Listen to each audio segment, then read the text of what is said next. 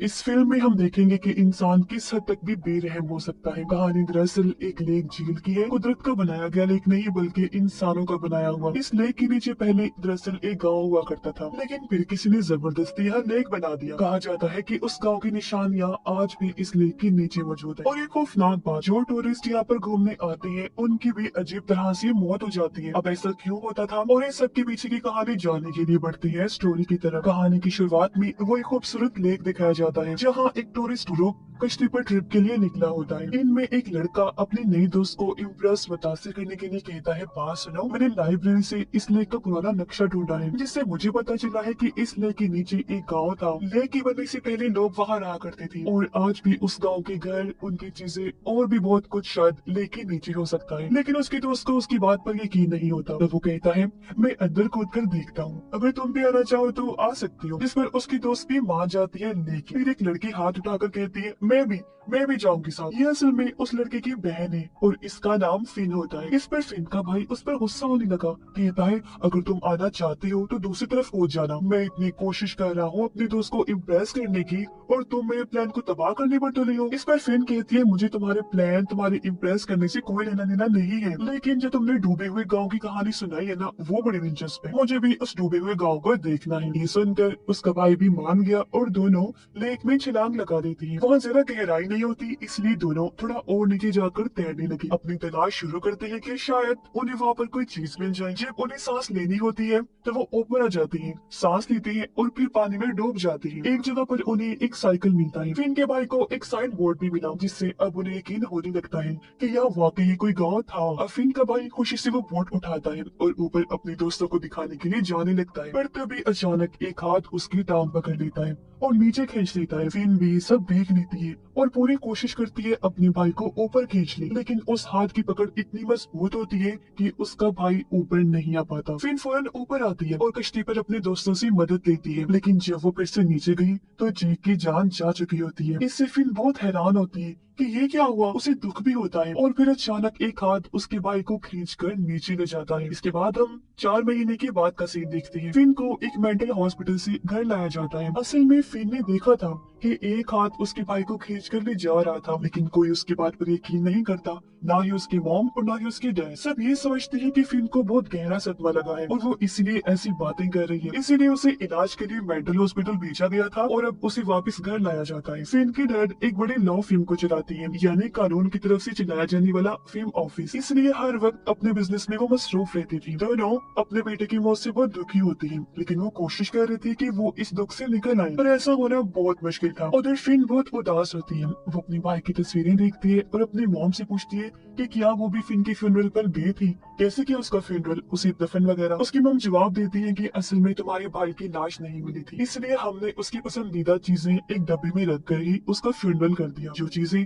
उसे सबसे ज्यादा प्यारी थी, जैसे उसके लिखे हुए एसेज जो उसने बचपन में लिखे थे, उसके कार्ड्स और जूते। और फिन फिर से कहती है, मॉम, मैंने देखा था कि एक हाथ भाई को पकड़ के खींच रहा था और अपने साथ ले गया, लेकिन मॉम कहती है, मेरी जान, मेरा बेटा, तुम थकी हुई हो, आराम करो, सब ठीक हो जाएगा। असल में उसकी मॉम अब तक फिन की बात को नहीं मानती। अब जब मॉम नहाने के लिए गई तो टब से एक हाथ निकला जो मॉम का हाथ पकड़ लेता है। मॉम घबराकर पलट के देखती है, लेकिन वहाँ कुछ नहीं होता। इस वजह से अब मॉम को लगने लगा जैसे फिन शायद सच कह रही है, इसलिए मॉम इंटरनेट पर उस लेक के बारे में सर्च करती है और उन्हें पता चलता है कि वो लेक कर्स्ड है, यानी कि श्राप है, जहाँ पर अक्सर लोग अजीब तरीके से मौत का शिकार हो जाते हैं। फिर एक हाथ मॉम के कंधे पर आया, वो घबरा कर उठी, पलट कर देखती है तो फिन के डैड वहाँ होते हैं। उन्होंने मॉम से पूछा, ये तुम क्या कर रही हो? मॉम ने उन्हें असल बात नहीं बताई कि मैं क्या कर रही हूँ, क्योंकि वो जानती थी कि वो गुस्सा करेंगी। वो कहती है, वो मैं दरअसल जॉब की तलाश कर रही थी, इसीलिए इंटरनेट पर देख रही थी। इनके डैड कहते हैं, हाँ हाँ, तुम्हें कुछ काम करना चाहिए, वरना अपने बेटे के बारे में सोच सोच कर उदास होती रहोगी। जॉब करने का तो वैसे भी कोई फायदा नहीं है, बाहर आने की कोशिश करो, क्योंकि वो तो लौट कर नहीं आएगा और हमें अपनी बेटी फिन की खातिर खुश रहना सीखना चाहिए।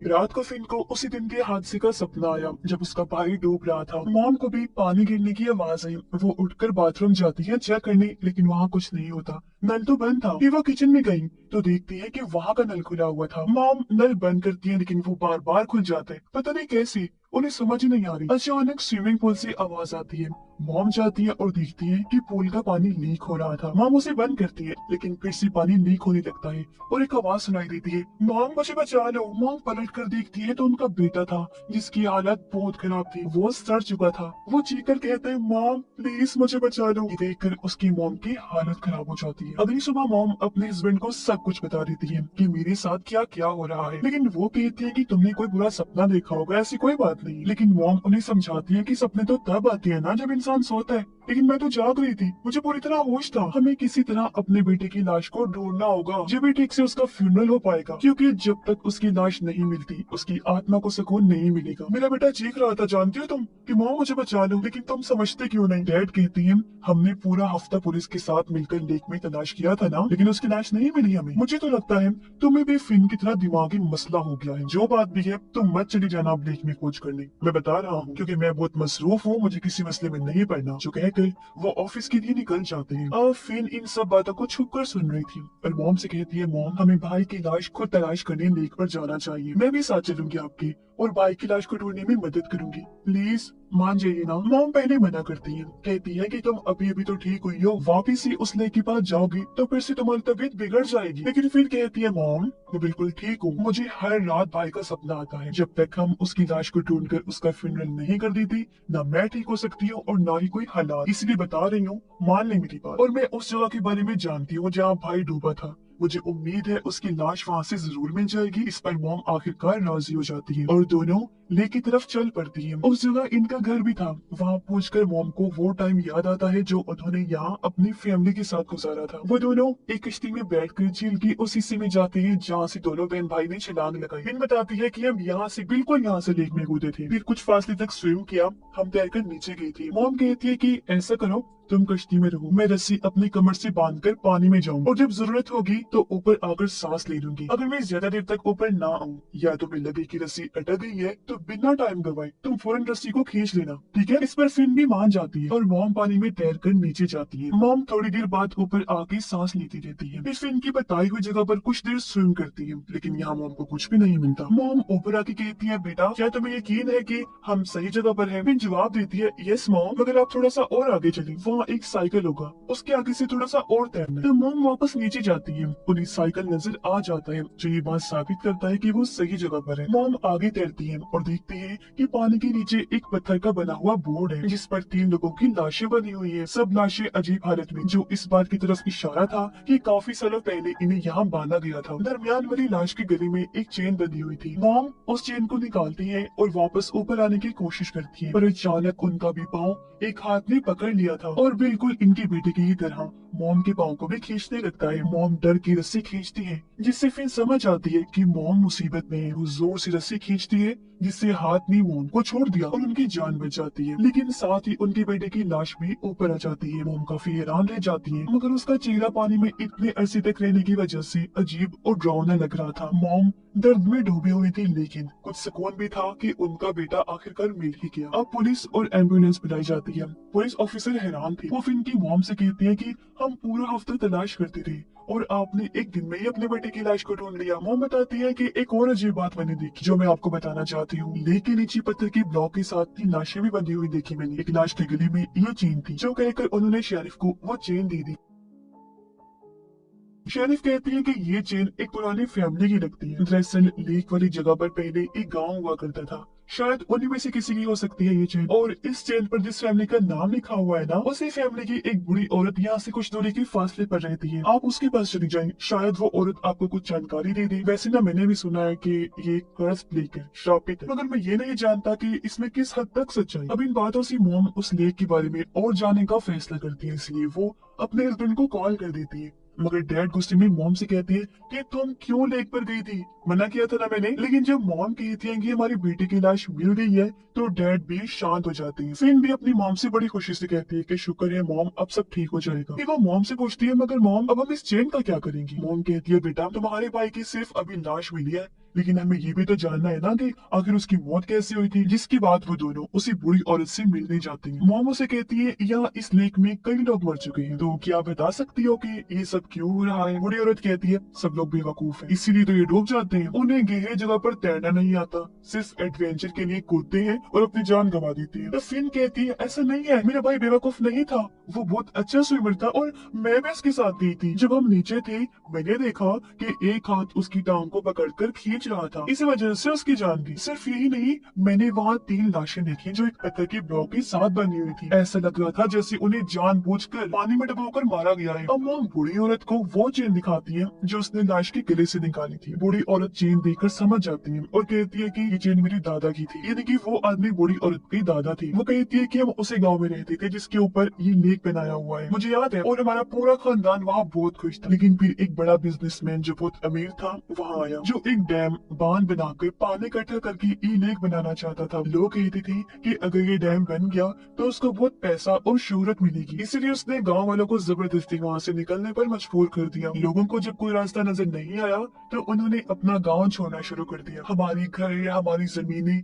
हमारे बुजुर्ग लोगों की कब्रें, सब कुछ वही था। लेकिन उस आदमी ने किसी चीज की परवाह नहीं की, जबरदस्ती मारपीट करके वो हमें जाने को कह रहा था। जो लोग उसके खिलाफ उठे उन्हें उसने मरवा दिया और मेरे दादाजी भी उनके खिलाफ खड़े हुए थे। एक दिन वो और उनके 2 साथी अचानक गायब हो गए। आज आप लोगों की बात सुनकर मुझे पता चला कि उन्हें उस पत्थर की ब्लॉक के साथ बांध कर रखा गया था और धीरे धीरे पानी छोड़ के ये लेक बनाया, जिसमें उन तीनों की भी वही मौत हो गई। पत्थर भारी था तो वो बेचारी तैरकर बाहर भी नहीं आ सकती थी। और हाँ, आज भी हम उस डैम को बंद करवाने के लिए केस लड़ रहे हैं। फिर हैरत से पूछती है ये आप क्या कह रही हैं? इस बात को लगभग 70 साल गुजर चुके हैं और जिस बिजनेसमैन की आप बात कर रही हैं तो वो तो कब का मर चुका होगा, तो फिर अब आप किसके खिलाफ लड़ रही है केस? बूढ़ी औरत बताती है कि आज भी हम इस डैम को बंद करने के लिए साइन इकट्ठा कर रही हैं और कोर्ट में इस केस को ले जाने की कोशिश की जा रही है। लेकिन जितनी मर्जी हम कोशिश कर लें, उस अमीर आदमी का खानदान इतना ताकतवर है कि हमारे हर केस पर वो पानी फेर देते। अगर डैम नहीं रहेगा तो ये लेक भी नहीं रहेगा, क्योंकि अगर लेक सूख गया तो उस अमीर आदमी की सारी उल्टी हरकतें सबके सामने आ जाएंगी कि वो कितना बुरा और जालिम इंसान था। सब लोगों को पता चल जाएगा कि कितने सारे लोगों को मौत के घाट उतार कर बनाया गया है ये लेक। इसीलिए तो